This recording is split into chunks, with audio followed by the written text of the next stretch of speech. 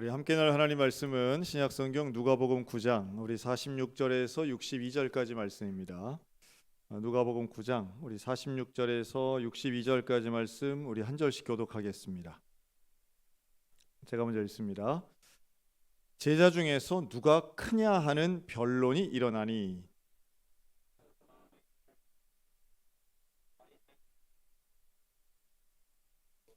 그들에게 이르시되 누구든지 내 이름으로 이런 어린아이 하나를 영접하면 곧 나를 영접함이요 또 누구든지 나를 영접하면 곧 나를 보내신 이를 영접함이라. 너희 모든 사람 중에 가장 작은 그가 큰 자니라.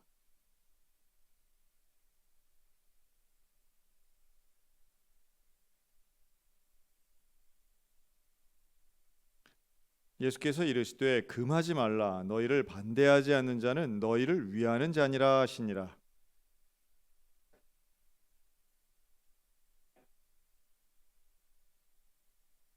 사자들을 앞서 보내심에 그들이 가서 예수를 위하여 준비하려고 사마리아인의 한 마을에 들어갔더니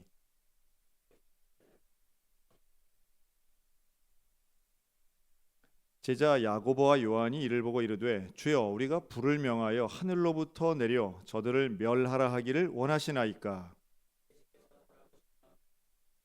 함께 다른 마을로 가시니라.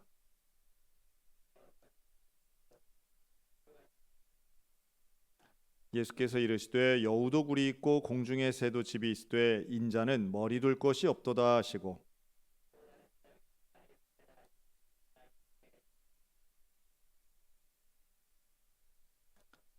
이르시되 죽은 자들로 자기의 죽은 자들을 장사하게 하고 너는 가서 하나님의 나라를 전파하라 하시고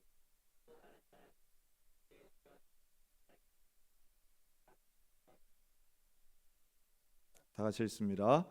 예수께서 이르시되 손에 쟁기를 잡고 뒤를 돌아보는 자는 하나님의 나라에 합당하지 아니하니라 하시니라. 아멘.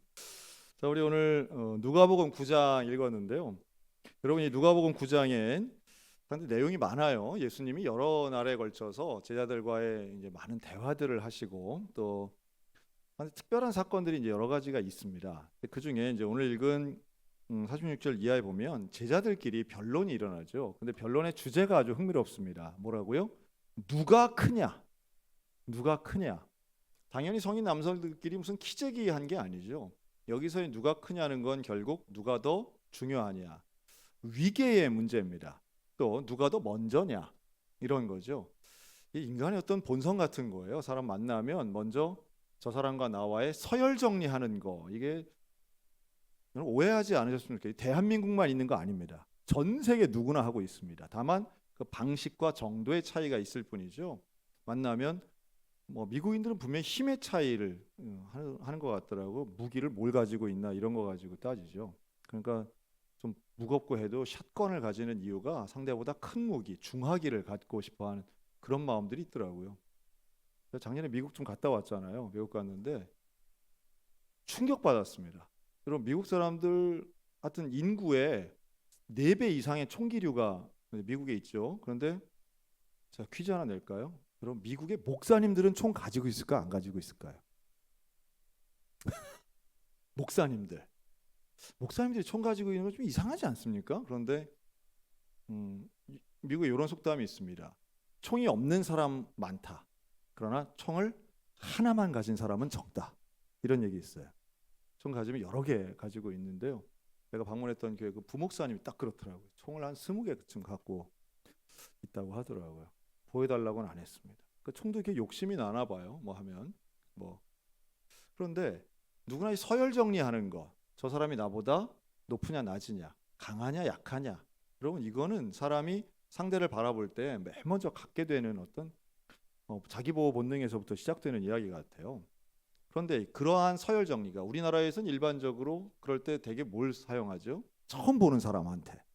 물론 비즈니스적 관계로 했으면 갑과 을의 명확한 관계가 있지만 여러분 교회 안에서 처음 볼 때 뭘 가지고 서로 서열을 정해요?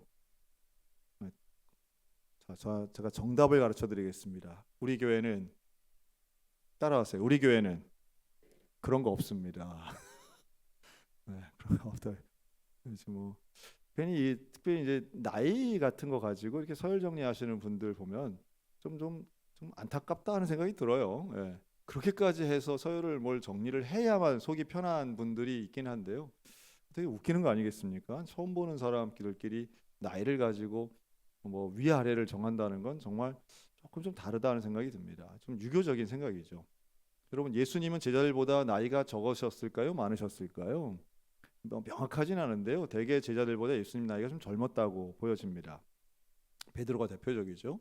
하지만 나이가 중요한 게 아니라 관계가 더 중요하고요. 그 관계가 제자와 스승이라면 당연히 어떤 위아래가 있는 것인데, 오늘 본문은 제자들끼리 누가 크냐 하는 걸 가지고 변론해요. 예수님이 이거 별로 좋게 안 보십니다. 누가 크냐라고 할 때에 정말 부정적인 마음은 뭐냐 하면, 그럼 누가 작으냐가 나오잖아요. 크고 작음의 문제를 긍정과 부정처럼 생각을 하고요. 큰 거 좋은 거, 작은 거 나쁜 것. 그러니까 이게 변론이 된다는 것은 결국 이걸 통해서 누군가는 불쾌한 마음이 드는 거예요. 누가 딴 사람이 계신 모양이네. 근데 불쾌한 마음이 드는 게 이제 작은 쪽에 해당이 되겠죠. 근데 예수님이 명확하게 여기에 대해서는 분명한 말씀을 하세요. 어린아이 하나를 데려다가 가운데 세우시고 말씀하시죠. 누구든지 내 이름으로 이런 어린아이를 하나를 영접하면 곧 나를 영접함이고, 또 누구든지 나를 영접하면 곧 나를 보내신 이를 영접함이다. 그리고 아주 중요한 말씀, 너희 모든 사람 중에 가장 작은 그가 큰 자니라. 작은 사람이 큰 사람이라고 하는 말씀의 뜻은 반복해서 나오는데요. 작고 크다의 개념을 예수님은 완전히 반대로 말씀하십니다. 그러니 너희가 크기를 자랑하고 큰 자가 되려고 하는 그 욕망이나 서로 비교하는 것이나 그 누구를 작게 만드는 이러한 생각을 예수님은 거부하고 계세요. 그리고 어린아이 하나를 세운다는 이 의미, 사실 이거 우리 어린이주일날 많이 설교하곤 하지만 예수님이 하신 말씀은 명확히 조금 달라요. 어린아이를 소중하게 여긴다라기보다는 작은 자를 무시하지 말고 작은 자가 하나님 앞에선 더 오히려 큰 자다라고 하시는 역설적 진리를 말씀합니다. 그러니까 근본에는 그게 있는 거죠. 크고 작고 비교하지 마라. 특히 우리 자본주의 사회에서는 연봉 이런 거 가지고 정말 많은 비교가 되죠. 연봉 많은 직업이 뭐 단연 좋은 직업처럼, 뭐 옛날에는 학벌, 뭐 집안 이런 거 비교했다면 지금은 모든 걸 압도하고 있는 게 결국 돈이다 하는 생각이 듭니다. 나이도 마찬가지고요. 소유하고 있는 것들에 대해서도 역시 마찬가지입니다. 이런 권력을 서열하는 것, 또 연봉을 가지고 사람을 재단하는 거, 이거 참 좋지 않은 일임에도 불구하고 전 세계 어디나 다 통용되고 있고 우리도 그냥 부지불식간에 이런 걸 하고 있는 거 생각하면 예수님의 마음이 정말 우리에겐 참 중요하다 하는 생각이 들어요. 여러분, 서열의 정리, 누가 크냐라고 하는 거 이런 거 좀 내려놨으면 참 좋겠는데 어렵더라고요. 여러분, 교회 안에는 누가 크냐의 이런 것이 다른 게 있죠. 순서가 있습니다. 순서가. 목사님들 모이면 누가 먼저냐 하는 거 되게 중요합니다. 여러분, 목사님들은 순서가 어떻게 되어 있을까요? 큰 교회가 먼저일까요? 아니면 다른 순서가 있을까요? 여러분, 목사님들의 순서는 헌법이 딱 정해놨습니다. 오직 하나예요. 뭐냐 하면 목사 안수 순서입니다. 이거 모르시는 분들 많더라고요. 나이도 아니고요. 학번도 아닙니다. 목사 안수 순서가 유일하면서도 가장 중요한 서열이에요. 그래서 어떤 중요한 회의를 할 때는 목사 안수 순서대로 앉습니다. 자리도 그렇게 앉아요. 저같이 19살에 일찍 신학교 간 사람은 목사 안수가 좀 빨라요. 제가 높은 사람이란 뜻입니다. 그래서 그 서열 중에 뭐 그게 대단한 것도 아닌데 그게 뭐 그런 거 있습니다. 이제 그런 주보에도 마찬가지죠. 여러분, 주보에도 누구 이름 먼저 써야 될까요? 우리 장로님들 순서는 명확합니다. 장로님들도 먼저 장로님 된 순서예요. 그 순서예요. 그러니까 이렇게 순서를 정하는 이유가 있습니다. 변론하지 않으려고 하는 거예요. 이런 거 가지고 계속 싸우거든요. 뭔가 논쟁이 되거든요. 그래서 아예 법으로 정해놓은 거예요. 근데 우리 안에 그러나 아무리 정해놓은 부분이 있어도 그렇지 않은 상황들은 참 많죠. 당신이 내 말 들어야 돼. 뭐 되게 이런 겁니다. 누가 누구 말을 듣는 것이 아니라 우리는 하나님 안에서 한 공동체죠. 예수님이 제자들에게 너무 참 명확하게 말씀하시는 것 같아요. 자, 그 다음 하나 더 있습니다. 이 49절에 보면 요한이 이제 예수님에게 질문을 하나 해요. 지금 여기 다 연관되기 때문에 말씀드립니다. 첫째는 이제 누가 크냐 하는 변론, 두 번째는 요한이 이런 질문을 해요. 자, 49절 한번 다 같이 읽어볼까요? 시작. 요한이 여짜오되 주여 어떤 사람이 주의 이름으로 귀신을 내쫓는 것을 우리가 보고 우리와 함께 따르지 아니하므로. 여러분, 이게 지금 이 질문이 이해가 되십니까? 지금 요한이 뭘 봤냐면 어떤 사람의 이야기인데 그 사람이 뭘 했대요? 귀신을 쫓아냈대요. 그런데 귀신을 쫓아내는데 귀신 쫓아내는 건 좋은 일이에요? 나쁜 일이에요? 좋은 일이잖아요. 그 사람이 누군가는 상당히 해방을 느끼는 좋은 일입니다. 귀신을 쫓아낸다는 건 대단한 일이기도 하고요. 근데 귀신을 어떻게 쫓아냈답니까? 주의 이름으로, 예수님의 이름으로 귀신을 쫓아냈대요. 자, 이거 좋은 거예요? 잘한 거예요? 못한 거예요? 잘한 거잖아요. 그런데 그것을 금했답니다. 그렇게 하지 말라고 금지시켰대요. 이유가 뭐예요? 이유가 뭐예요? 여기 딱 나오잖아요. 우리와 함께 따르지 아니함으로. 귀신 쫓는 거 하지 마, 이거예요. 예수님의 이름으로 귀신을 쫓아내는 거 하지 마. 이유는 우리를 따르지 않기 때문에. 조금 쉬운 말로 하면 우리 편이 아니면 예수님 쓸 수 없어, 이거예요. 좀 이상하죠? 좀 이상해요. 뭔지는 알겠어요. 당신은 예수님의 제자가 아닌데 예수님의 이름으로 귀신을 쫓아내는 건 안 돼라는 거예요. 마치 이것은 예수님의 이름은 누구만 쓸 수 있는 것 같이 들려요? 우리만. 그랬더니 이 요한이 이 얘기를 하는 것은 예수님 나 잘했죠, 이런 거죠. 그런데 예수님 뭐라고 하시냐면 50절 따라하시기 바랍니다. 금하지 말라. 금지하지 말라는 거예요. 금하지 말라. 너희를 반대하지 않는 자는 너희를 위하는 자니라. 그러니까 우리를 따라오지 않는다고 해서 우리를 반대하는 게 아니라는 거죠. 그러니까 반대하지 않으면 우리를 위하는 자지, 그걸 가지고 우리를 지금 따라와서 우리와 함께 동행하지 않는다고 해서 그걸 금지시키는 것은 잘못된 일이라는 거예요. 여러분, 여기서 예수님이 정말 중요한 시각을 하나 보여주시는데요. 우리는 서열을 정하는 것만큼 또 뭐에 예민하냐 하면 우리 편 상대편에 예민합니다. 우리 편, 우리 집, 우리 교회, 우리 구역, 우리 전도회, 우리 기관. 뭐 되게 좋아하는 보이는데요. 그 반대편이 항상 나와요. 나하고 함께하는, 뜻을 같이 하는 우리 편, 아니면 다 안 되는 편, 이렇게 나오는 거죠. 제가 한 선교사님한테 깜짝 놀랄 얘기 한번 들은 적이 있습니다. 자기는 아직 애들이 결혼을 안 했는데 자녀 결혼에 있어서 종교가 다른 거는 봐줄 수 있을 것 같은데 정치적 성향이 다른 건 절대 못 봐줄 것 같대요. 이분이 진보냐 보수냐는 건 제가 말할 수 없어요. 근데 아주 한쪽으로 경도되어 있는 그런 선교사님이시더라고요. 자기는 절대 안 되는데. 또 어떤 분은 그런 분도 있죠. 다른 건 모르겠고 프로야구 응원 나는 같아야 된다. 뭐 이런 분들도 있긴 합니다. 유치해 보이는데 그분은 되게 진지하시더라고요. 그러니까 우리가 생각하는 우리 편의 바운다리가 있습니다. 그 우리 편의 바운다리하고 우리 편이 아닌 것을 구별하는 자기들만의 어떤 기준이 있어요. 여러분, 우리 기독교 안에 이단이 많은 거 아시죠? 왜 그렇게 이단이 많습니까? 실제로 이단도 있지만 우리가 이단이라고 정죄하는 게 참 많아요. 이단이라 정죄할 때는 대개 중요한 교리가 잘못된 게 아니고요, 100개 중에 하나만 달라도 우리가 이단이라고 정죄하는 경우들이 많습니다.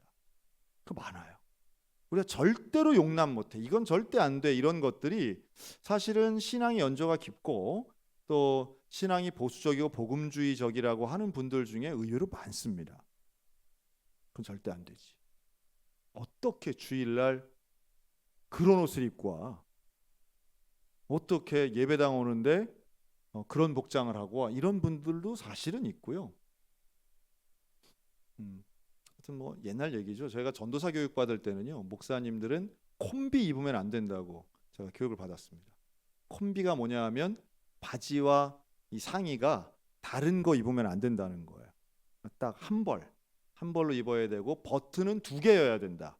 그때 당시에 3개짜리 되게 유명했는데 뭐 더블이라고 해서 이렇게 6개짜리, 4개짜리 이런 거 안 된다는 거예요. 그 강사님이 너무 단호하신 거예요. 그 목사님이 전도사님들에게 그런 옷, 신발도 브라운 안 된다는 거예요. 뭐 범정해야 되고. 그 왜 그렇게 되지? 질문을 되게 하고 싶었는데 어쨌든 성도들에게 어떤 안정감, 그분의 그 기준이었던 거죠. 그런 건 어떤 단정함을 요구하시는 것 같은데 단정함을 아예 딱 정해 놓으셨더라고요.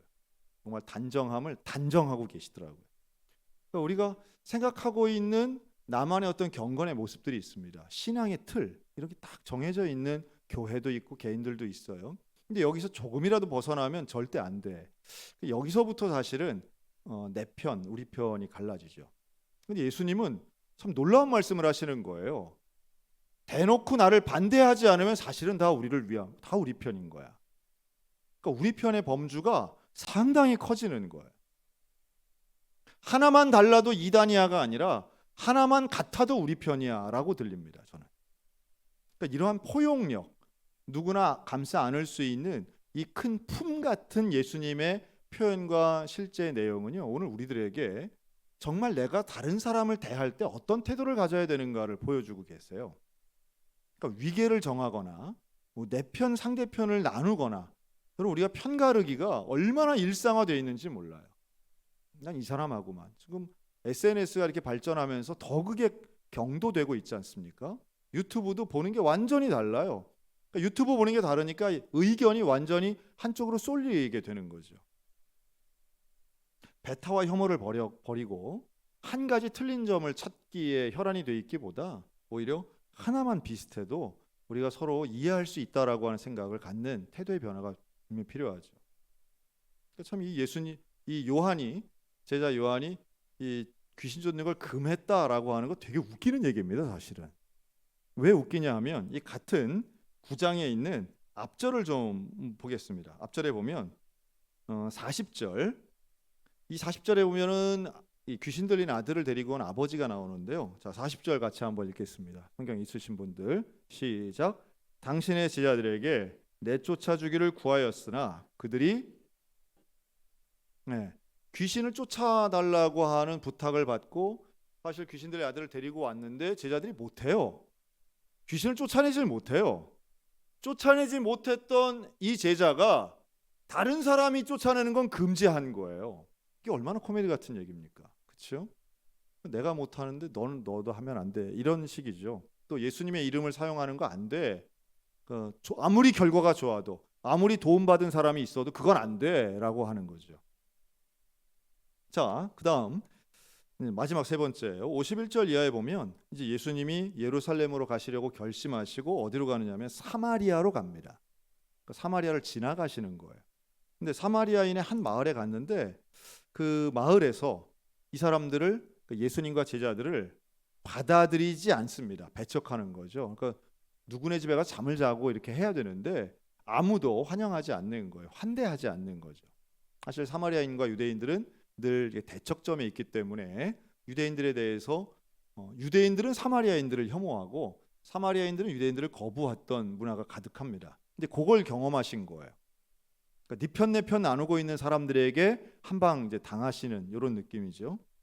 그랬더니 어디 예수님을 이제 우리 집에서 막 쫓아내고 막 마을에서 있지 못하게 하고 막 이러니까 제자들이 이제 화가 난 거예요. 그래서 예수님에게 뭐라고 하느냐? 54절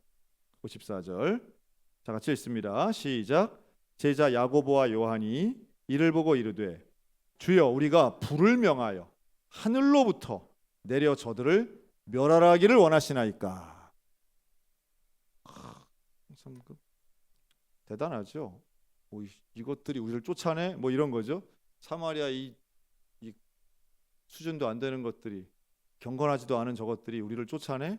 예수님, 하늘에서 뭘 떨어뜨려요? 불을 딱 떨어뜨려가지고 확 한번 쓸어버리심이 가한 줄로 아렵니다. 뭐 이런 거죠. 그럼 다시 한번 얘기하지만 제자들은 귀신도 못 쫓아낸 사람들이에요. 이들이 불을 부를 능력이 있습니까? 없어요. 그런 적도 없고 그럴 능력이 없어요. 근데 무슨 불을 내리겠다는 거예요? 누구한테 내려달라는 거예요? 예, 태풍을 잠잠케 하시고 죽은 자를 살리시고 오병이어의 기적을 일으키시는 예수님에게 예수님 이거 참으시면 안 됩니다. 이거 확 한번 저것들 뜨거운 맛을 보여줘야 되는데 하늘의 불 이걸 지금 요구하고 있는 거죠. 사실은 어떤 면에서는 예수님은 많은 걸 베푸셨기 때문에 받으실 자격이 있는 거죠. 그리고 예수님은 환대받으실 만한 분이라고 하는 생각이 있는 거예요. 그러니까 저들의 사마리아인들의 태도나 언행이 명백히 잘못됐다고 생각하죠. 잘못한 사람은 뭘 받아야 돼요? 벌 받아야 될 거 아니에요. 저들이 잘못했으니 벌을 받아야죠. 이런 톤인데 근데 예수님은 오히려 벌을 주자고 하는 제자들을 꾸짖으십니다. 꾸짖으세요. 참 예수님 보면 안 품어도 될 사람들은 품으시고 그리고 당연히 환영받아야 되는데 이 억울한 상황에서는 참으시는 걸 봐요. 그게 예수님이 보여주시는 이 처세이고 태도인 거죠. 그러면서도 서열을 나눈다든가 또 우리 편을 편가르기를 한다든가 이런 것은 거부하시면서도 작은 자가 큰 자라고 하시는 당시의 사람들로서는 참 놀랍고 받아들이기 어려운 지금의 우리가 봐도 상식적이지 않은 말씀을 통해서 모두가 서로 미워하고 무시하지 않는 가장 온전하고 이상적인 인간관계를 말씀하고 있죠. 여러분 오늘 우리들도 마찬가지라고 저는 봅니다. 예수님이 정말 원하시는 인간 간의 관계가 어떤 관계여야 할까요? 여러분 서열에 너무 민감하거나 편가르기에 집중하지 않으시고 또 내가 10개를 주면 나도 10개 받아야지 이런 생각보다는 손해를 보더라도 또 내게 불을 내릴 만한 능력이 있어서 앙가품하는 인생이 아니라 그럼 여러분 복수하는 인생 참 불쌍한 인생이라고 봅니다. 복수한다고 시원해지는 것도 아니고요. 복수보다는 예수님의 마음을 품고 십자가를 지는 것이 사실은 기독교의 정신이죠. 저도 억울한 일들이 많고요. 최근에도 제가 총회 끝나고 지금 한 며칠간 지금 하여튼 우리 교단 안에서 일어나고 서울신학대학에서 일어나고 있는 일들 보면 참 마음이 아파요. 야, 저렇게 어떤 한 개인을 저렇게 억울하게 하나. 아마도 지금 의사 선생님들이 그런 어려운 마음을 많이 갖고 있지 않겠나 생각이 듭니다. 근데 이런 일들을 어떻게 해결해 나가고 어떻게 풀어나갈 수 있을까 생각을 해보면요. 예수님이 하시는 방식이 결국 우리에게는 요구된다 하는 생각이 듭니다. 불을 떨어뜨리는 뒤집어 엎는 방식도 아니고요. 또 앙가품하는 방식도 당연히 아니겠죠. 그리고 사람들이 생각하는 것이 아니라 작은 자가 큰 자라고 하시는 예수님 말씀처럼 진짜 큰 자가 돼야 되겠죠. 저도 아주 요새 어제하고 그저께하고 너무 속상한 일들이 있어가지고 하여튼 우리 교회만 제일 좋은 것 같아요. 우리 교회만. 교단 안에 이런 일들이 있나. 주일날 양구 사랑의 교회 정말 감격적인 임직식이 있었거든요. 제가 이런 일이 다 있네 하는 생각이 들 정도였는데요. 취임하시는 이번 신임으로 취임하신 목사님이 저하고는 35년지기 제일 친한 친구 목사님이세요. 근데 이러한 어떤 특별한 과정을 통해서 새로 담임 목사님이 오셔서 제가 우연히 제가 지방 회장이니까 취임식 때 설교를 하고 목사님이 앞에 서서 제가 치리권 부여를 했어요. 정말 어릴 때부터 보고 자란 친구인데 하시겠습니까? 내가 허락하노라 막 이러고 제가 치리권 부여를 했어요. 참 감격적인 순간이었어요. 좀 생각하지 못했던 불과 1년, 2년 전만 해도 이런 일이 일어날 수 있을까? 그 목사님 개척해서 20년을 사역하시면서 정말 온갖 어려움과 고난들이 있으셨어요. 그런데 양구에 있는 좋은 교회까지 오시는 과정 속에 제가 하나하나 다 알고 있어요. 그 과정을 다 아는데 그때마다 그랬거든요. 지금 이렇게 속상하고 이해 못할 어려움이 있지만 하나님께는 뜻이 있을 거야. 최소한 우리는 그걸 믿는 사람들이잖아. 최소한 우리는 하나님이 이루실 일들을 믿잖아. 우리 한 1년 전, 딱 1년 전인데 얼마나 큰 실망스러운 일이 있었는지 몰라요. 그때 야, 하나님 왜 이렇게 이 친구는 이렇게 고생만 합니까? 이 가정은 왜 이렇게 어려움만 있나요? 하고 참 기도했던 일이 있었는데요. 지난 주일날 그 취임 예식을 보면서 하나님 참 이 아픔이 있는 사람들을 통해서 또 다른 상처 입은 사람을 치유하시는구나. 양구 사랑의 교회 성도들이 얼마나 많이 우는지 모르셨어요. 정말 많이 우시더라고요. 참 지난 6개월간 그 교회가 당했던 어려움들이 있는데 그걸 그렇게 이 상처 입은 목사님을 통해 또 치유하시는구나 하는 생각이 드니까 하여튼 뭐 구체적인 건 잘 모르시겠지만 그런 과정이 있었습니다. 그런 편가르기나 서열이나 또는 안갚음이나 보복을 통해서 해결되는 문제는 없습니다. 사랑을 가지고 하나님의 뜻을 기다리며 품는 성도, 또 예수님과 동행하는 예수님의 은혜를 가지고 조금 더 기다리면서 하나님의 뜻이 이루어지기를 원할 때에 기적이 일어나게 되더라고요. 여러분, 오늘 저와 여러분의 삶에도 기다리는 가운데 하나님의 놀라운 기적이 임하시기를 주의 이름으로 축원합니다. 하나님 분명히 살아계시고 하나님 분명히 품으십니다. 눈에 보이는 하늘의 불이 아니라 보이지 않지만 예수님의 사랑을 가지고 우리가 한 사람 한 사람 대한다면 분명히 지금 내게 있는 억울함과 속상함과 힘든 과정, 사마리아인들에게는 막 쫓겨나는 억울한 상황이 있지만 하나님 분명히 모든 것을 더 큰 사랑으로 갚아주시리라 믿습니다. 오늘도 우리 모두에게 임하시는 하나님의 놀랍고 크신 은혜가 우리 가정과 개인 가운데 함께 하시기를 주님의 이름으로 축원합니다. 아멘. 기도하겠습니다.